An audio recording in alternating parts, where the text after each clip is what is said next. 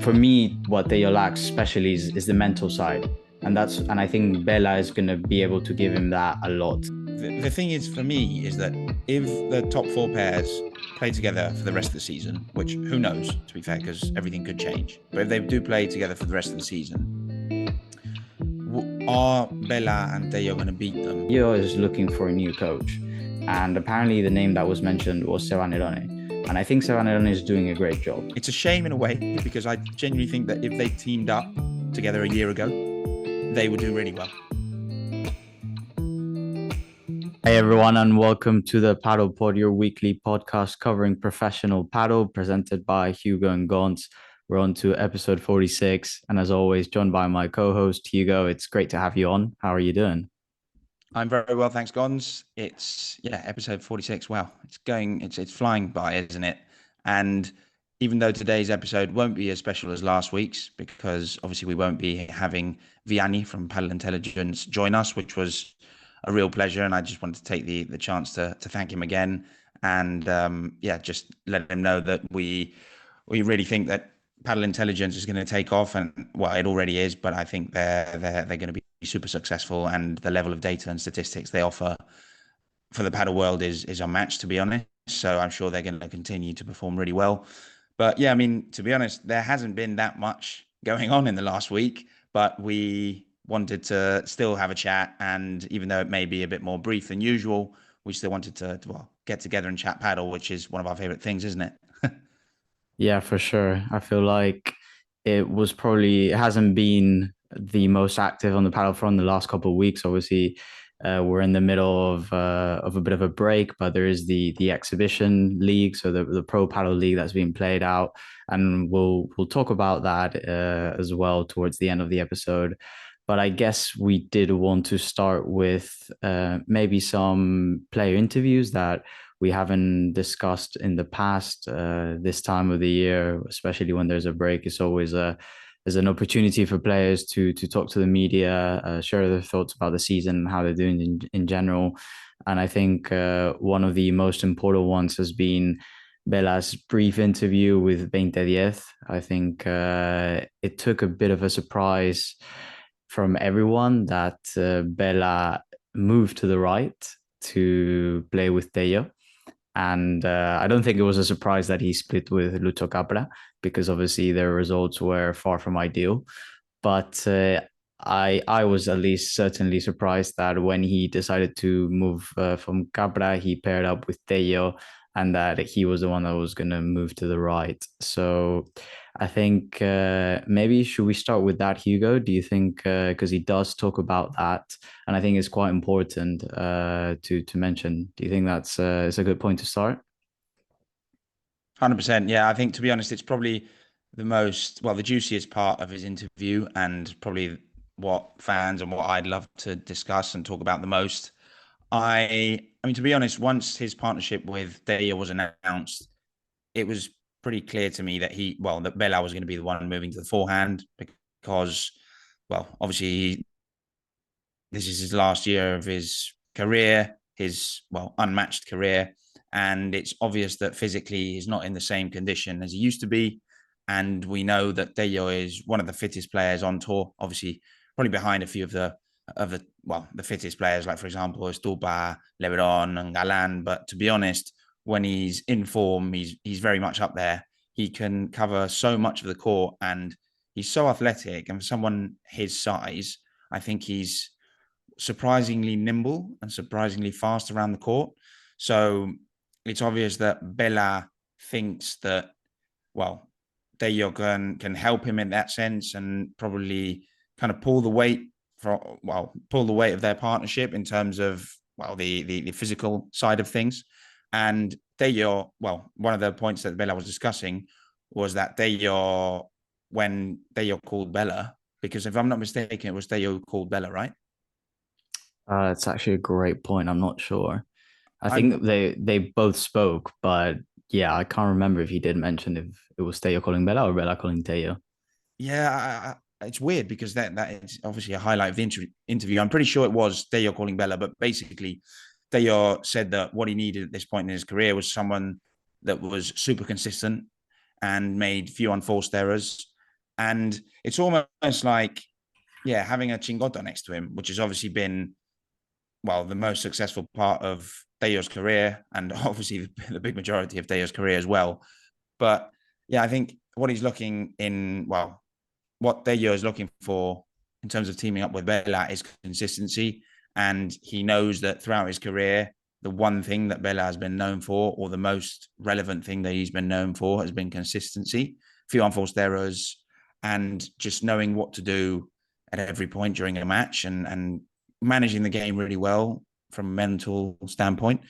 So I think on paper, if they're both fit and in form, it should actually work quite well, because actually Bela has already played on the forehand side of the court, because some of our listeners may know, others may not, but when he played with Agustín Tapia, if I'm not mistaken, back in 2020, they mixed and matched who was playing on the forehand side of the court, and Bela performed really well. And they actually won a master final in Menorca, if I'm not mistaken, playing together with Bela on the forehand side of the court.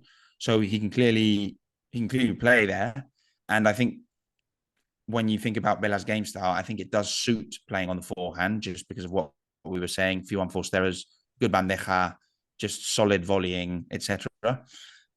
The issue that I see, and obviously I'd love to get your thoughts straight away on this, Gons, but I think that given that Bela's physical condition isn't the best and that he's suffering a lot from injuries, having him on the forehand side of the court and needing consistency from him is a big ask. And I know that Tello can obviously cover a lot of the court, but what forehand players, or the traditional forehand player, has been really is just, well, a very kind of consistent player that plays a lot of, well, that basically gets a lot of the volume of the ball and dominates the point. And I'm just not sure whether he's in a state right now to be able to do that. I don't know what your thoughts are, Gons. Yeah, I'm actually a bit surprised to hear you speak so positively about the pair, because I do remember when we first talked about them, you didn't seem that positive. So I'm happy that maybe this interview has given you some light and made you realize that they could have a good potential. But I do agree that Bella's physicality is probably a big concern. Now, he did mention that he was fine now and that the elbow was not giving him any issues. So hopefully that, like, moving forward, they should, not suffer as much from that sense. Now, obviously, if he's going to be on the right side, I can see him just getting tons of volume, and how he deals with that, and obviously the stage that he's at the moment, can he deal with all that volume?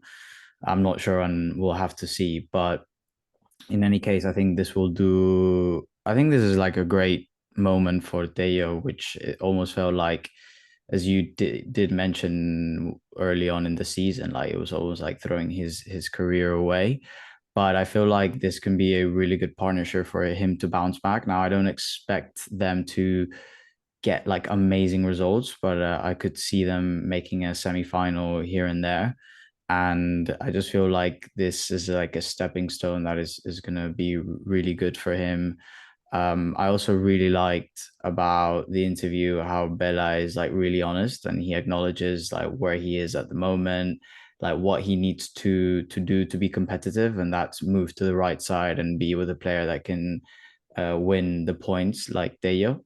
So I'm hoping that their sort of playing styles complement each other, because I think like another important point from the interview was that Bela mentioned that him and Capra, one of the reasons why they didn't really work is because their paddle is basically the same.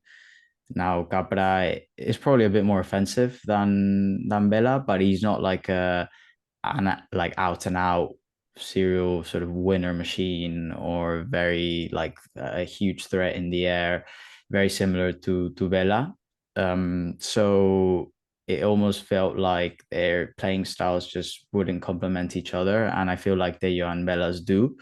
But yeah, I don't think it's potentially going to be as easy to adapt to the right as it has been or as it was in the past, because nowadays the game's just changed so much and the pace is so different. and the Bela from old is not today's Bela. So it will be tough. I don't think they're going to be like one of the best pairs and all of that, but I can see like a good potential in them. And from Teo's point of view, I mentioned that I think it will do him well. I think another point as well to take into account is that he he's mentioned that he struggled with a lefty player, right? He's played all his life with Chingoto, then Paquito moved to the right to play with him, and he was probably so accustomed to take the majority of the balls in the air, to really be able to shrink the size of the court and really move around and really be the finisher. But now when he paired up with Alex Ruiz, he's almost had to back off a little bit. And I think this is something as well that Bella mentioned in the interview, actually. So I feel like going to a more similar style player as he's been accustomed to in the past is going to do him really well. And we're going to see the best version of Tello. So I'm like quite optimistic. And obviously taking into account how competitive the whole like ranking is in the world is at the moment in paddle. But yeah, I mean, personally, I really like it. But I definitely hear you out as well on the physical concerns around Bella. But I'll take his word for it. He has mentioned that he's feeling all right. So let's see. Yeah, I mean, I've got to be honest, Gonz, and maybe I didn't get my point across correctly. What I meant is that if they were both fit and in form, I could see the partnership playing out well. However, given the situation that they're both in, Tello's dip in form that has, well, been going on for months at the very least, and Bela's recent injury struggles. And to be honest, obviously that the injury struggles have very much affected his form, but recently, this start of the year, his form and his consistency has not been what it's used to be. So what I mean by that is that given the current situation, I don't think they're going to perform very well. I think on paper, if they were fit and firing as per se, they could do well. I just think that with the level of paddle that there is today and how many great pairs there are, when you think about who they would be competing directly against, do you see them, for example, Momo and Alex Ruiz are back together? Do you see them performing better than them? Because I don't. I would definitely put my money on Alex Ruiz and Momo, at least personally. Would you see them performing better than Goki and John Santh? Maybe. They haven't had the best start to the season, but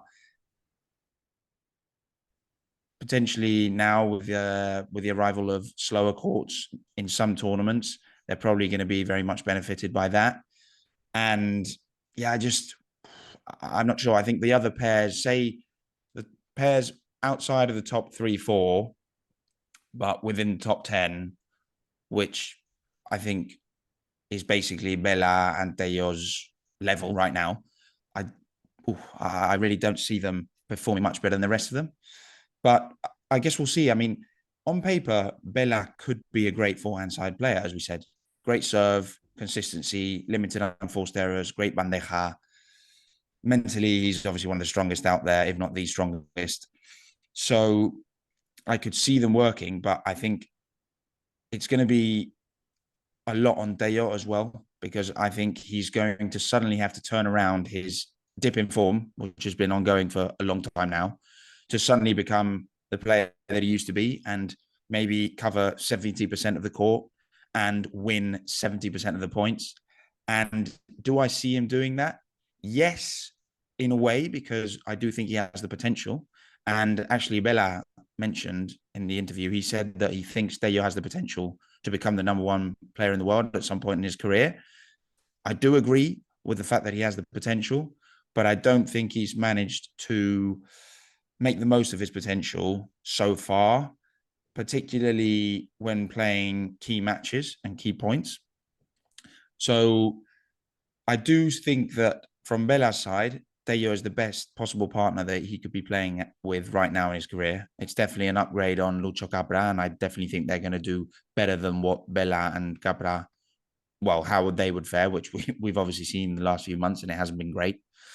And from Tello's point of view, I do see that it's Bela's last season, and having the opportunity to play with the GOAT is something unique, and we've seen how previous, well, players that have played with Bela, Arturo Coelho, Yanguas, etc., how well they've performed throughout the partnership with Bela and afterwards, and how that's helped them.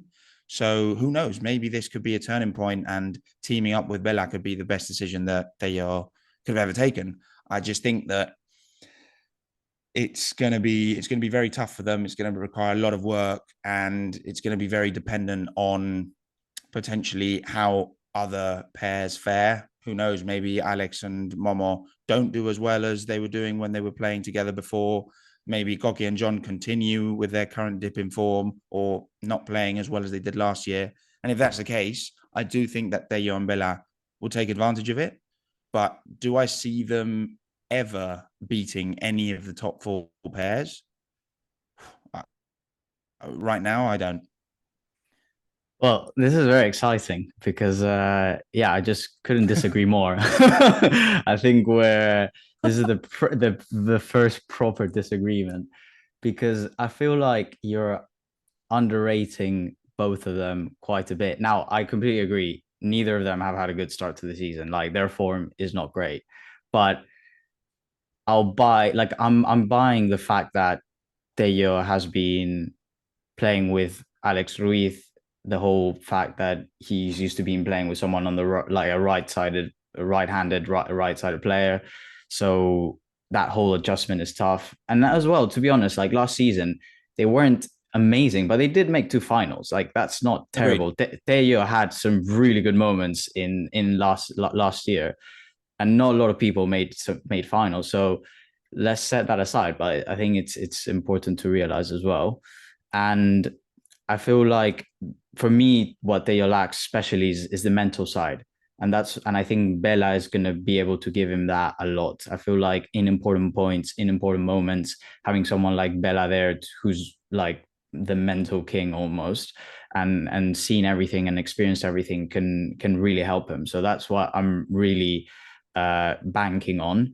And I feel like Bela's start to the season has just been so affected by his injury and the fact that he's not being fit. So I think that if Bela can go through that, if he's like now fully healthy, and he mentioned that he's been feeling fine, then I do think that they can really do well. Now, obviously, for me, like taking into account how the ranking is at the moment, and the expectations of the pair, for me, like for them to do well, I think if they manage to get to a couple of semifinals, if they manage to get to a final, I think that'd be like really well. If obviously they win a title, like unbelievable. And I could see them like in a sort of one of here and there beating the top four.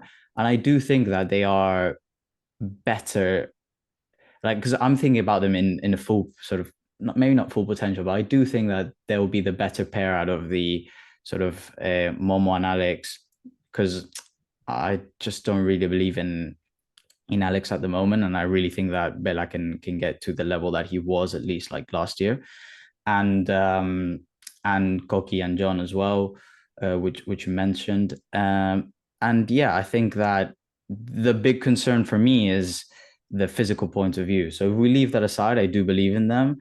Now, how many tournaments are they going to be able to play without Bela being injured and all of that? That's for me the biggest concern for sure. And if they manage to get through that, then for me, big hopes. If not, then yeah, I can see them just being very up and down and not consistent. And then another important point, which was mentioned in the interview as well, and I do want to get your take on this, but Tello is looking for a new coach. And apparently the name that was mentioned was Sevanerone. And I think Sevanerone is doing a great job. For example, he's been coaching Pablo Cardona, and we've seen how Pablo Cardona has changed this year. And they're both actually quite similar players if you think about it, just on they play on different sides of the court. So I think that will also do him quite well. So yeah, I do have I am positive about this new pair. Put it that way. I mean, it's great that we finally have a big Yeah. disagreement because, to be honest, our listeners must be a bit bored of us just saying, yeah, Gons, great point. I definitely agree with you. Yeah, Hugo, great point. Wow, exactly what I was thinking. So I guess it probably does get boring after a while. So I guess we'll see. I totally agree. If they do make a couple of semifinals, that would be very successful. one point I would like to add is obviously if they make the semi-finals and some of the main pairs aren't playing, I wouldn't consider it a huge achievement. The thing is for me is that if the top four pairs play together for the rest of the season, which who knows, to be fair, because everything could change. But if they do play together for the rest of the season, are Bela and Tello going to beat them? Because they would have to beat them in the quarterfinals, one of those pairs in the quarterfinals to reach the semis. And right now, I don't see it. It could happen. Who knows? I could see Paquito and Lebron having a bad game because, well, they might suddenly lose it mentally or whatever, or the Super Pibes suddenly have a massive dip in form further than what they're currently experiencing, which, to be fair, we've been pretty harsh on them because they have made the semi-finals in every tournament. Who knows? I could see them causing an upset at some point. But if I had to bet, I would say no. And it's a shame in a way because I genuinely think that if they teamed up together a year ago, they would do really well. Honestly, I genuinely think that maybe as soon as Tello finished this partnership with Alex Ruiz, no, I meant with Paquito Navarro. If he'd suddenly decided to pair up with Bela at that point, I think they could have done really well. And even after a couple of months with Alex Ruiz, where I do agree their results, we've been pretty harsh on them, and the paddle world has as well, because Alex Ruiz and Juan Tello have actually been surprisingly consistent. They pretty much always made the quarterfinals, which in today's paddle landscape and ecosystem is really tough. So credit to them because they do deserve it to some extent. But even they've said that they haven't lived up to the potential or potentially the expectations that they had and their coaching team had. So, well, I guess who knows? I don't want to go on and on about the point, but I'm really excited to see how our little debate goes on. And actually, that's a great point regarding that you're looking for a new coach. I think Sevan would be a really good match. And also because if you think about it, Sevan and Juan Tello are actually quite similar players. Both backhand players, both have an unbelievable smash, both very physical, very powerful. And I reckon, well, Sevan has been doing really well as a coach, I think. And, well, we've seen how well he's done with Pablo Cardona and Javi Ruiz and how well that pair's currently doing. So, yeah, I think it would be a great signing for them. And, again, having Bela by your side is almost having another coach. So, who knows? But, yeah, excited to see how they fare. And to be honest, I really hope they do well because Bela has been so unlucky with injuries recently. And it's his last season. And it would be just so sad that if he were to miss more and more tournaments throughout this year due to injury, it would just be really, really sad. So almost like what we're seeing with Rafa Nadal, who is most likely in his last season or penultimate season, and he's currently, well, almost always injured and having to miss tournaments. It's just what you don't want to see. You just want to see the greats retiring as they deserve. So fingers crossed. Yeah, for sure. That's the big risk, and definitely we hope that we're able to see them on court as much as possible.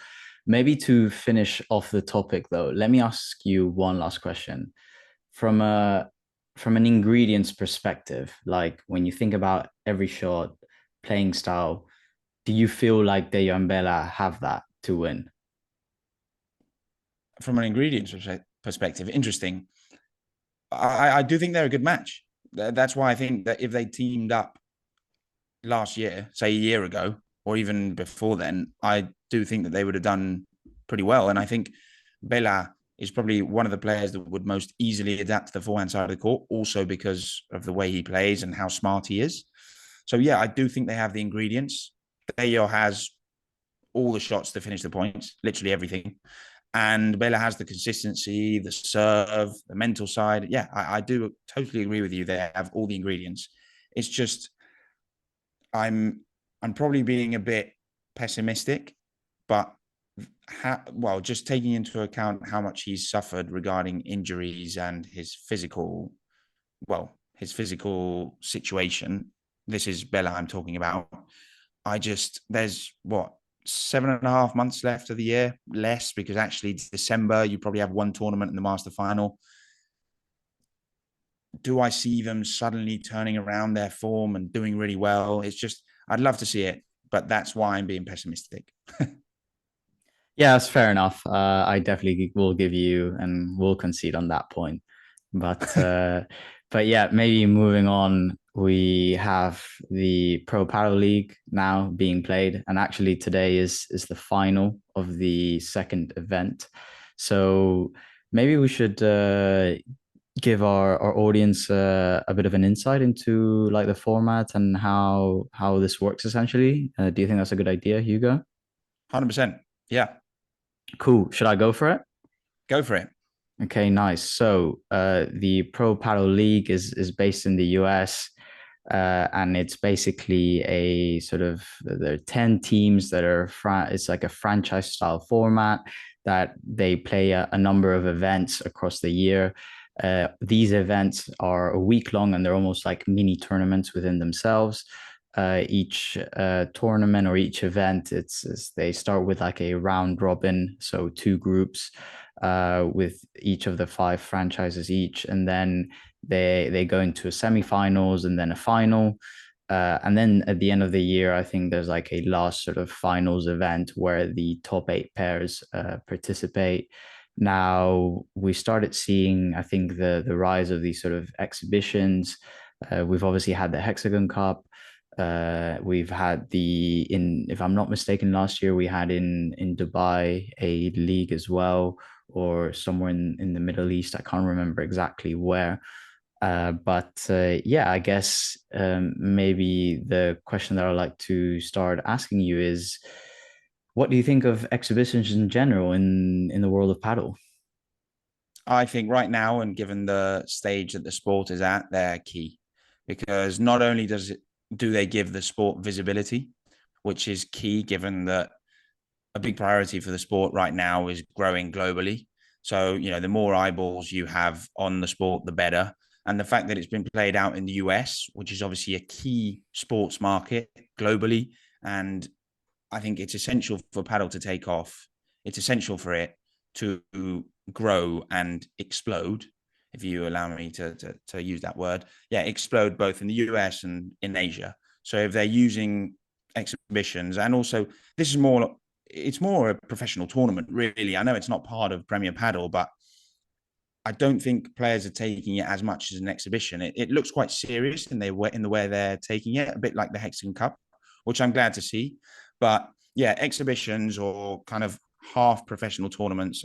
Currently, I'm all for them, and I think it's also really important for players. They're also really important for players right now because they normally involve quite big prize monies. Prizes, checks for every player that plays and attends the event. And right now, we know that, yes, the top X amount of players, whatever it is, 20, 30, 40, can make a living from paddle. And the top 10 are probably pretty well off. But beyond them, players can't really make a proper living out of paddle. So they need these tournaments to, well, yeah, just to have an extra cash influx. And I'm really happy to see that a lot of them are being hosted in the US, as I said, because I think it's a key market. And Miami is just a great venue and great destination to be playing at. I mean, I think the courts and the scenery is so cool. So I'm really glad to see it. And to be fair, they have managed to recruit, in the Pro Padel League's case, they have managed to recruit a lot of top players. I know that the big majority of the world's best players aren't playing. So Galan, Lebron, Paquito, Coelho, Stupa, Dineno, they're all not playing, but Tapia is playing, Ari Sanchez is playing. You also have John Sant playing. On the women's side, you have Ari Sanchez playing. So a lot of great names, and also a lot of kind of hot prospects. So you have Javi Leal, you also have Tolito Aguirre, who's just basically a human highlights reel, which is obviously great to see during exhibition tournaments because he just goes for a trick shot pretty much once every 3 shots. Also, Gonzalo Alfonso, so great to see him playing as well. So yeah, all in all, I'm really happy. I think the only negative side of it is, say a player gets injured. Obviously, that's really bad, and well, for the player's season, and also given that the calendar this year, Premier Padel's calendar, is pretty packed, I'm sure that a few players would probably prefer, or just players in general probably prefer, a couple of weeks off, given that there's been a 3-week break since the tournament, well, the last Premier Padel tournament ended, and up until when the next tournament starts, which, if I'm not mistaken, is in Belgium, in Brussels, if I'm not Yep, mistaken. Yep. correct. So those 3 weeks, I'm sure a lot of players are using them to train and to, well, be at home. And obviously the first part of the season, a lot of it was played out in South America. So traveling back and, well, just preparing and the whole other side of the game, not just the tournaments. So I do understand that for some players, it might be a bit too much. And for their bodies, it could potentially not be really beneficial. But at the end of the day, I think if you're to weigh it on a balance, I think it has more, well, exhibition tournaments and everything else have more positives than negatives. But I don't know what you think, Gons. Yeah, for sure. I think the only risk, as you mentioned, or the only downside is a potential injury, which we've actually seen with John Santh at the Pro Padel League the past week. But but yeah, I mean, hopefully that's obviously nothing too serious, and I'm sure the players anyway, if they are feeling at risk, put it that way. I'm sure that they wouldn't risk it to play in the Pro Padel League or any sort of, as you mentioned, sort of professional but not actual tour or exhibition, however you want to call it. But yeah, I think as you mentioned, the moment that paddle is at, I think people need to realize that it's not, for example, like tennis, where you can afford for the top 10 or like even the top five to not even go to certain actual professional tournaments. Like if they want to miss an ATP 500 or something like that, it's not the end of the world. I do think that paddle's at the stage where you need all the best players in the world playing and for people to see them, so then they catch on, the sport catches on, more visibility, and that will obviously lead to more investment into paddle, more facilities, more investment in the actual growth of the sport in terms of coaching and the sort of grassroots, if you will. So yeah, I think it's great. I also quite like the variety in formats. I like that there's like a team element to it. I think we've spoken about it in the past. When we mentioned the Hexagon Cup, I think the the team element is really cool because we only really get to see that at the sort of national or country events like the European Championships or the World Cup, for example. So I quite like to see this little crossover. For example, I really like the mixed doubles. Seeing Tapia play with Ari Sanchez is just unbelievable, and I also quite enjoy as well the fact that you get A1 players, so the other main professional tour and Premier Padel players playing together.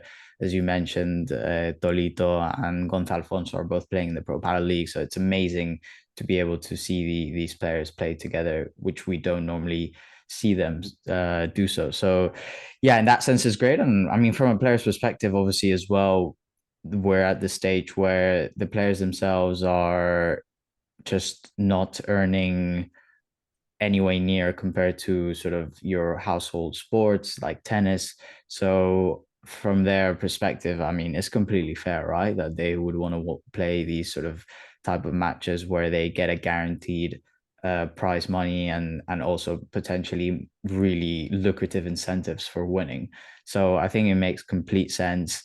Now, I think I do hope that in the future this sort of starts to dilute in a way, because I do think that eventually I would want to see players really focus on the professional tour. But I think it's all part of the sort of timeline of growth of paddle. Like it makes complete sense that this is like happening now, but in the future, I think it should slowly just become less and less usual. And the sort of, especially the top players should definitely not have to play like tons of tournaments, tons of exhibitions. They can focus more on their training, because that will obviously lead to, I think, more competition, better paddle in general. But for where their sport is at the moment, I think it's very necessary. Agreed. And to be fair, I was just thinking that for some players who currently may not be super informed, say for example for John Sanz and Coqui Nieto as a pair, I know they performed pretty well in Venezuela. That was their best tournament season, and it was the last one. But the start of their season hasn't been as good as they probably expected, taking into account last season's results. They could maybe use an exhibition tournament to, well, basically build back their feelings and start. Say you have a great exhibition tournament, you play really well. That's probably really good for your confidence. So I'm sure that some players do see that benefit to playing exhibition tournaments and, well, events like the Pro Padel League. But I do totally agree. I think in the future, maybe having one or two exhibition / non-Premier Padel events would be great because, well, as you mentioned, I do love the fact that there's a team element. And for example, when we went to watch the Hexagon Cup, it was great to, well, obviously you and I, we went to watch it live in Madrid, and it was great to see how all the players on the benches and on the sideline like take part and celebrate their teammates' points and matches. And I think that's really cool. And I think it adds a cool, well, just an additional side to the game and to the sport. Now, what would be great is to see all the top players playing in these events. It's obvious that some players will sometimes miss them, one or two players, maybe due to injury, maybe due to other commitments. But for example, it would be better to see, say, out of the top 8 players currently, at least 6 of them playing, because who knows, maybe, for example, you would have Dineno and Stupa playing against, sorry, not Dineno and Stupa, Dineno and Tapia playing against Lebron and Stupa. And that would be really interesting. And who knows, maybe you'd say, hey, Lebron and Stupa were unbelievable. They should they should pair up together. So I think, yeah, having more of the top players playing these events at the same time is key in terms of, well, for fans, I think, maybe not as much for players. But yeah, all in all, really, really great event. And I've really enjoyed the Pro Padel League. Some of the highlights have been unbelievable. Tapia smashing it from literally anywhere on the court. Tolito Aguirre fooling around with his opponents. And I don't know whether you've chosen a franchise or a team to support yet. I'd be pretty surprised if you haven't picked the same one as I have, but I'm loving the Miami Paddle Club. The colors of the team are sensational, pink and white. Tapia and Adi Sanchez playing in the team. I mean, can you actually pick another team? Yeah, I don't think you can pick another team. Like that's just honestly just because of the kit. Like it's so clean, it's so slick. I love it. I love the Miami Paddle Club. Like the whole vibe of it.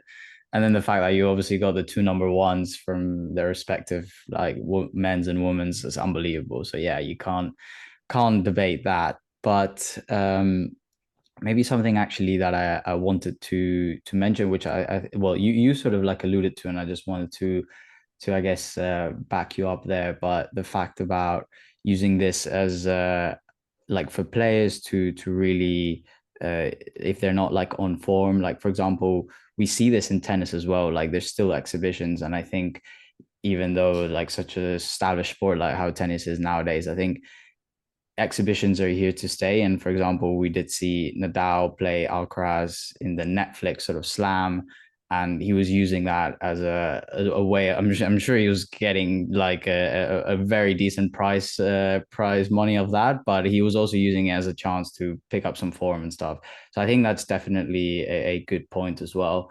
And yeah, I think for the future, exhibitions and sort of these style of formats will definitely be staying, I believe. But yeah, hopefully in a less each time just sort of less and less. Maybe you just have a couple around the year. Agreed. And I mean, to be honest, I think it might be time to say goodbye, maybe, Gons. Is there anything else left to say? To be honest, not that much going on, really, sadly. Yeah, exactly. Well, we're very excited that the Brussels is coming soon. And if I'm not mistaken, that's the last week of April.